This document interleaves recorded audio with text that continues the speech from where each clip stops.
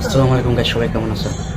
বিশ্বের যে তাকওয়া যে পরিবহনটা এত মারাত্মক একজন গাড়ির চালক এগুলা উপরে যে কোনাবাড়ির যে চৌরাস্তা যাদবপুর রোডের যেগুলা টোকাই ছিল, এই টোকাই গিলা হয়ে গেছে আজকের ড্রাইভার।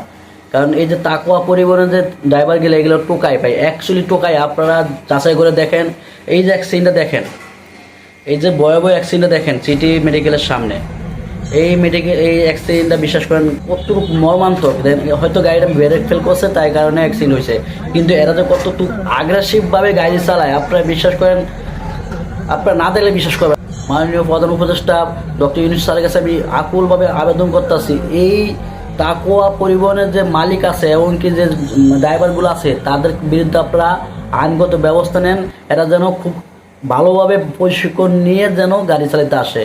এত আগ্রাসিভভাবে ওরা গাড়ি চালায়, আপনারা ওদের সামনে যে কোনো গাড়ি করে, আর যদি কেউ প্রতিবাদ করে এদের বিরুদ্ধে প্রচুর হামলা করে, ওদেরকে মারধর পর্যন্ত করে। কেউ যদি প্রতিবাদ করে তাদেরকে প্রচুর মারধর করে, কিন্তু আইনগত ব্যবস্থা নেই। আর যারা এই ভিডিওটি দেখছেন সবাই শেয়ার করুন প্লিজ, প্রচুর শেয়ার করে, এইটা যেন সরকারের কাছে পৌঁছায়। কারণ এই তাকওয়া পরিবহনগুলো প্রচুর মারাত্মক খারাপ, এবং কি ড্রাইভারগুলো খারাপ, যেই কন্ট্রাক্টর আছে এরাও খারাপ, মানুষের সাথে প্রচুর খারাপ ব্যবহার করে।